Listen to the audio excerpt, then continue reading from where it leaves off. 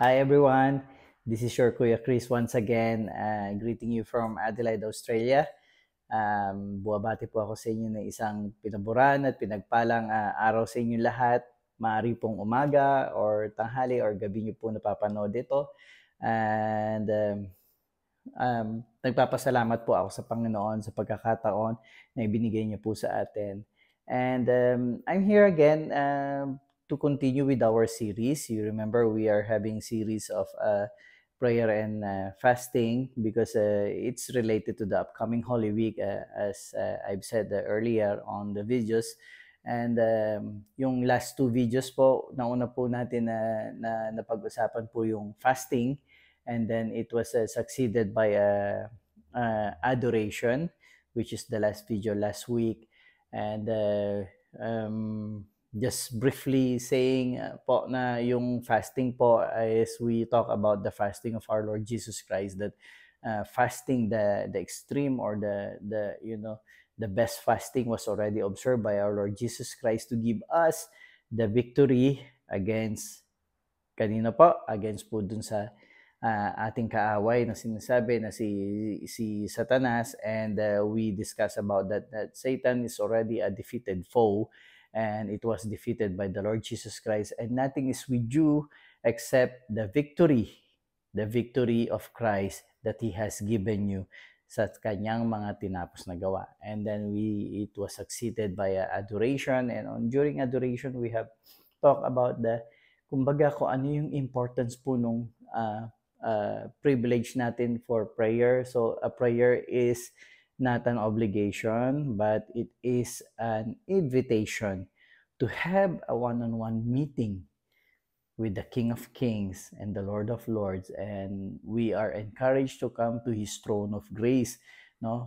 During that adoration, adoration is not only mentioning or pagbibigkas po sa ating mga bibig, kundi yung nasa puso po natin, that we adore that very moment and we adore the very one who is with us.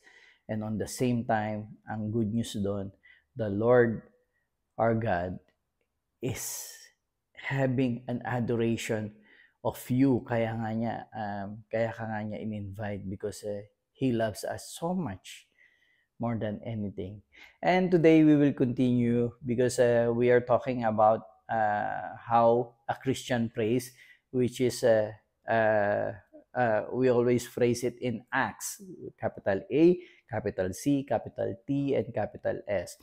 A for adoration, which we have already discussed last week, and then C for confession, and T for thanksgiving, and S for supplication. So today we will discuss about capital C, which is confession. So ano po ba yung confession?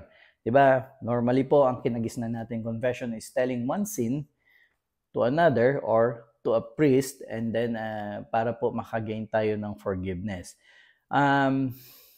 Well, first, before we continue on that, I would like to share with you what is the meaning of confession. Well, if you will look on Google or find it on the web, you will find in Merriam-Webster, and everyone is telling there are two types of confession. Meaning, the first meaning is, of course, an act of confessing, it means especially a disclosure of one's sin in the sacrament of reconciliation. So, in the sacrament of reconciliation. So, this confession na sinasabi po na una na kinagisnan natin is a sacrament, or it's a tradition, or it's a practice.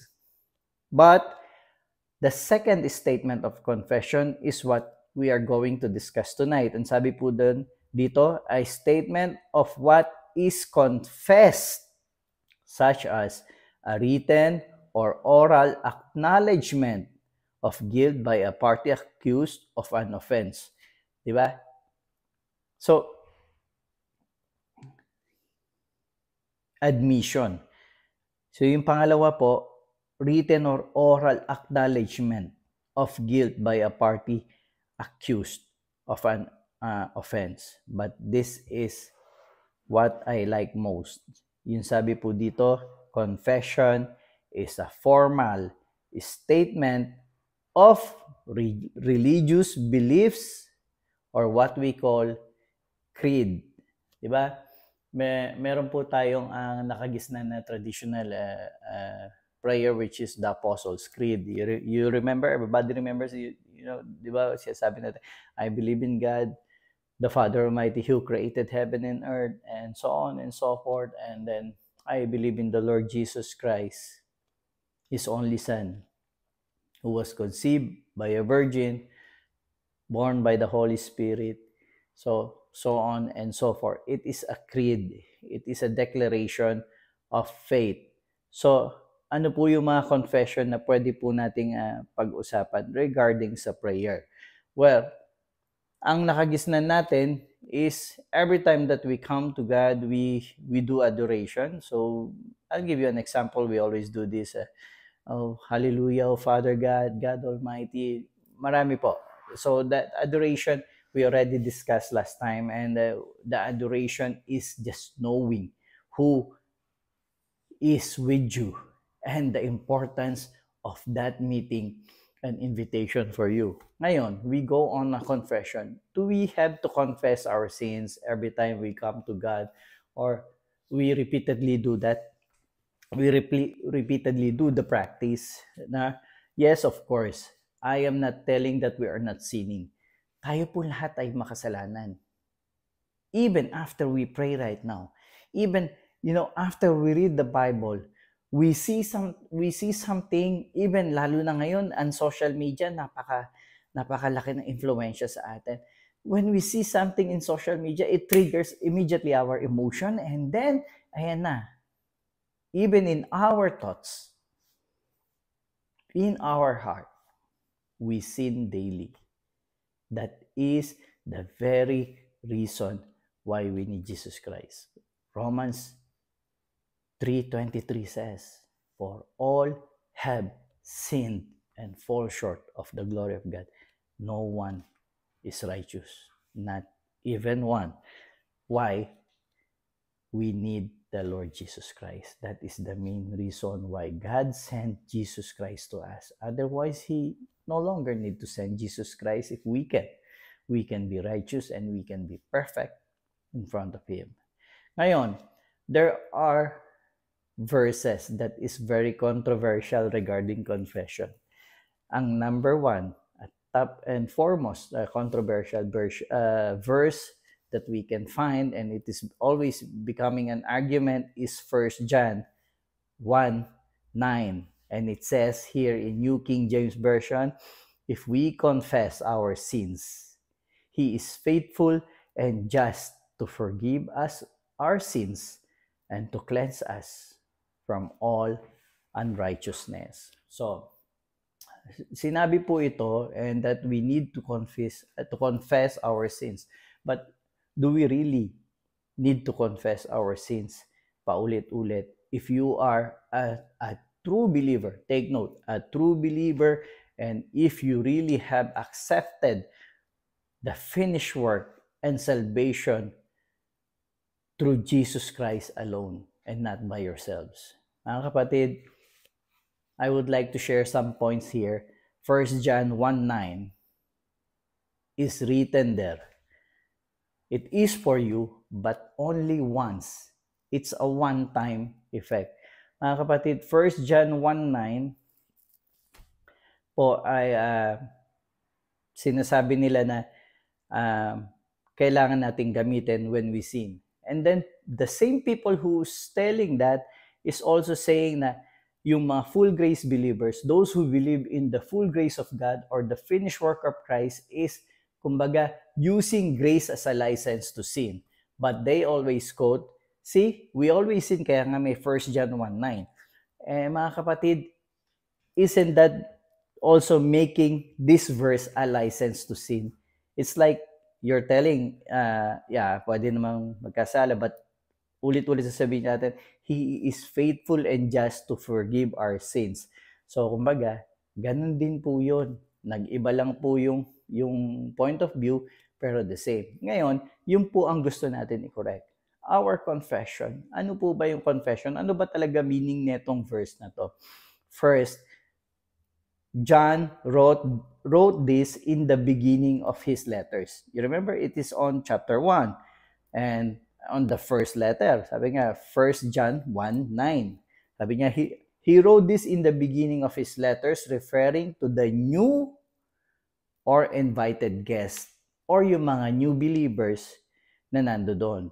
And those who denies their sinfulness. Kasi meron pa rin, nung panahon na to, syempre, nung araw, nasa ano po tayo, transition from law to grace, and that people who is, kumbaga, used to the law, who practices the law, they are still not believing that the finished work of Christ is enough for all of us. Sabi nga dyan, those who deny the truth of Jesus Christ, who is the light and truth. So yun po yung yun yung reference ni John when he wrote this. It's not for those who really are already a full believer and those who have accepted the finished work of Christ. Gets nyo po? So kumbaga, it was written for us in a one-time passage. For example, kung bago ka pa lang na Kristiyano or yung palang, nung mo palang nadidiscover and then you read this, yes, it is applicable for you. If we confess our sins, He is faithful and just to forgive us what?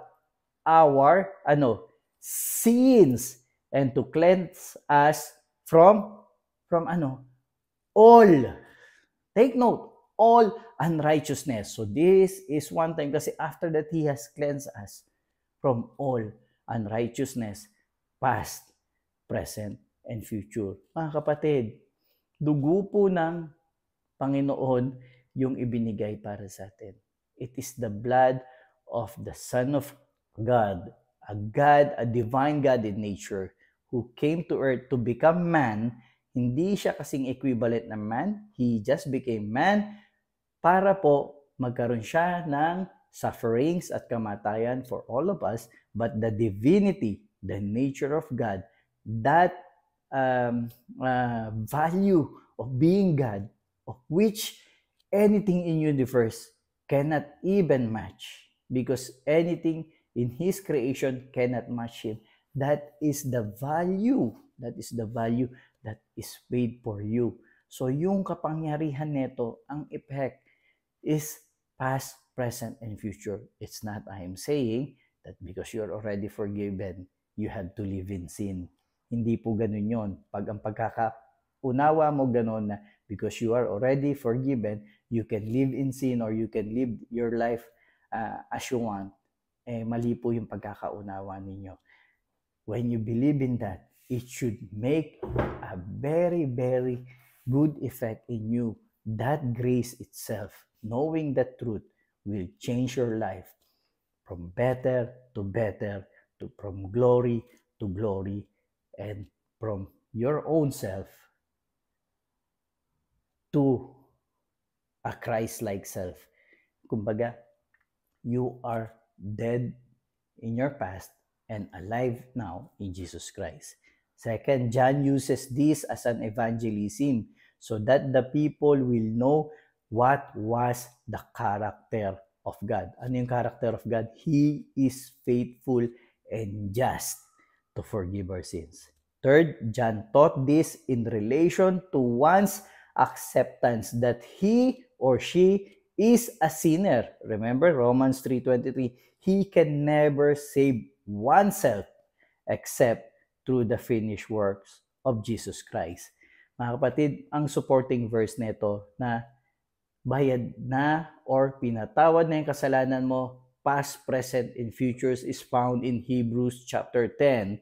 Ang una po is on verse 14, Hebrews 10:14, for by one offering, He, referring to Christ, has perfected forever those who are being sanctified. And second is Hebrews 10, chapter 17, sabi dito, then He, referring to Christ again, adds their sins and their lawless deeds I will remember no more. Mga kapatid, pinatawad na po tayo ng makapangyarihang dugo at napaka-banal na Holy of Holies na dugo ng ating Panginoong Jesus offered as a sacrifice, a supreme sacrifice for you and me, for our sins, past, present, and future. Pag naunawaan mo talaga ng buong puso yan, that forgiveness, that goodness will give you the power to change your life as goodness. Mga kapatid, hindi natin pwedeng masuklian ng pangit ang kagandahan na ibinigay po sa atin. Now, mga kapatid, what we are talking about in prayer, the confession that we have. First is adoration. You adore that very moment itself because you adore the person that is in front of you. It's like an intimate meeting with the King of Kings and Lord of Lords on the throne of grace of God. That is adoration. Then second is confession. What is the confession a true believer should have in his prayer? A confession is this. It is says in Romans 10:9. This is a sample of a confession that if you confess with your mouth that the Lord Jesus Christ and believe in your heart that God has raised him from the dead, you will be saved. When we come to God, we come to the throne of grace, we adore him so much more because we adore the person in front of us, the being, the supreme being in front of us, and on that we confess. That's why we are there. We confess that we believe that our sins have been forgiven and we are given the ultimate pardon. We receive his mercy. You remember, mercy is not receiving what you deserve. What we deserve is punishment. And then we receive his grace. Grace is receiving what you do not deserve. We receive the pardon, the ultimate forgiveness, and the restoration of us back to the arms of God through the finished work of Jesus Christ. We must confess with our mouth the Lord Jesus Christ and believe in our heart that God has raised him from the dead and he completed everything. He finished the works for all of us, giving us eternal victory, giving us eternal redemption, giving us eternal sanctification, giving us the righteousness of God. Mga kapatid, remember yourself. You are the righteousness of God because of the Lord Jesus Christ. Confess the greatness that he has made for you. Confess your belief. Confess your faith on the finished work of Jesus Christ. Mga kapatid, I hope this has blessed each and every one of us.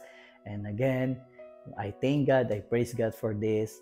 And muli, ang inyong Kuya Chris, bumabati po sa inyo ng isang pinaburan at pinagpaalang araw. At laging tatandaan, pag ikaw ay na kay Kristo, lahat ng favor and blessing nasa iyo na. You have the highest approval. You are Karito. Till next time!